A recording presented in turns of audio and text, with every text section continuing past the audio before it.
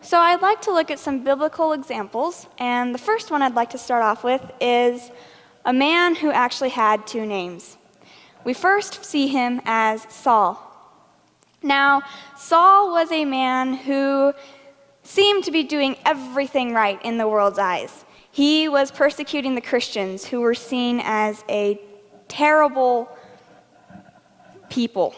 They were seen as disobeying God in every single way possible because, they believed in a false Christ, is what the Jewish church thought.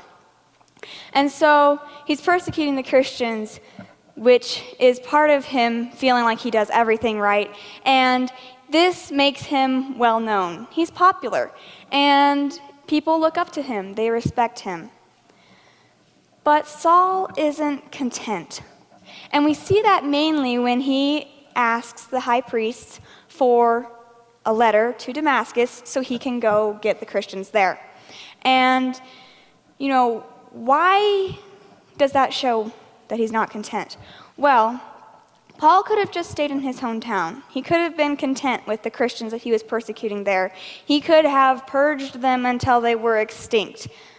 But no, he had to go to other cities and get those Christians as well. And so he is not content. But as we all know, on the way to Damascus, Paul has a conversion. And now he goes out to the world preaching the gospel. And this turns everyone against him. Now he's the one that's being persecuted. He's the one that's poor, earthly, and he's the one that is content.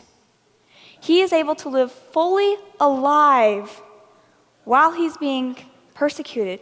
We hear of him singing in jail, and that's hard for somebody to do. You do not see many prisoners just singing their hearts out, do we? No. And so, what made the difference here?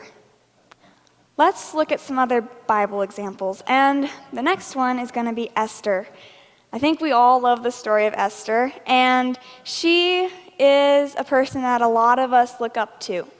She's happy despite her circumstances. And what I mean by that is that she has essentially been kidnapped. Not only is she not in her home country, not only is she an orphan, not only is she poor, but she's been told that she has to go to the palace. And if she doesn't go to the palace, there are going to be dire consequences.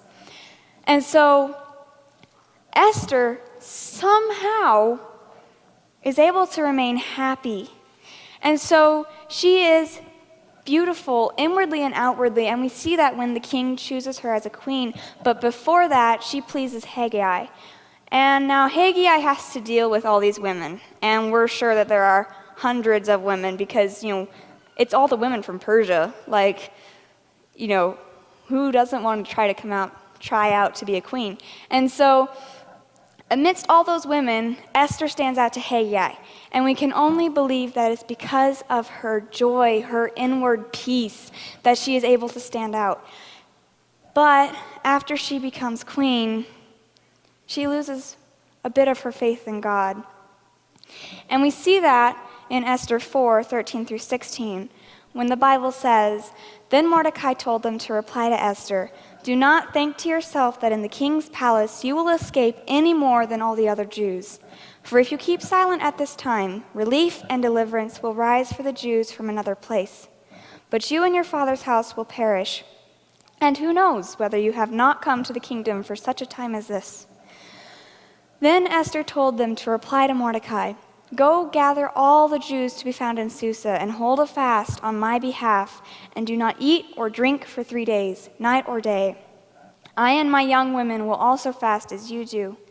Then I will go to the king, though it is against the law, and if I perish, I perish.'"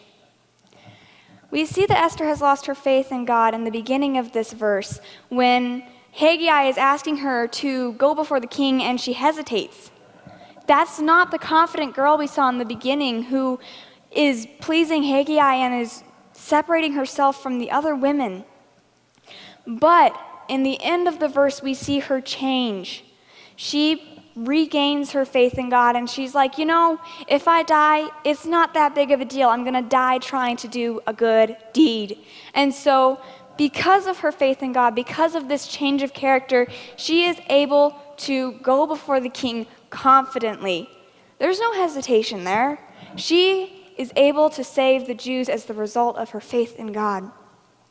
So here is a perfect example that we can only be fully alive when our focus is on God.